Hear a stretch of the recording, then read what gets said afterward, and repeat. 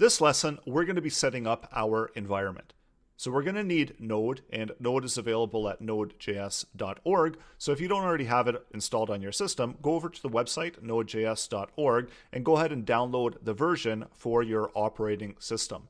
And once you've got it installed, just do a quick check just to make sure that you have Node installed. You can do that by typing node -- version, and that will let you know that Node is installed. Another thing that we need to make sure is that we've got Node Package Manager installed. So go ahead and do npm-v, and that will tell you the version of Package Manager. If you're not returning any versions, then go ahead and reinstall it and make sure that you're at a point where you are getting versions being returned back, because we are going to need to make use of Node as well as Node Package Manager in the upcoming lessons.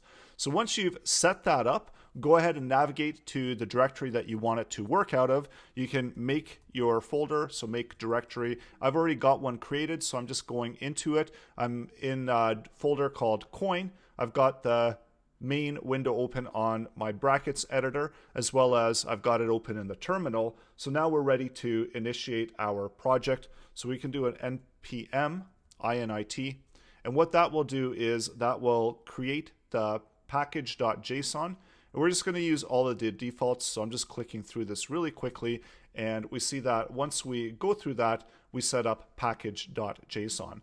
So we're almost there, and we're almost ready to continue to build out our application.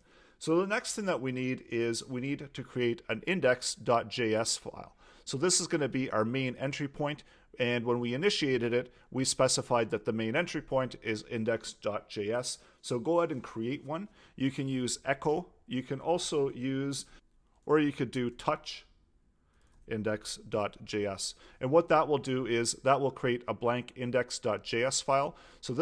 So for Windows, you can do it in a number of other ways. You can do echo and you can create some type of file.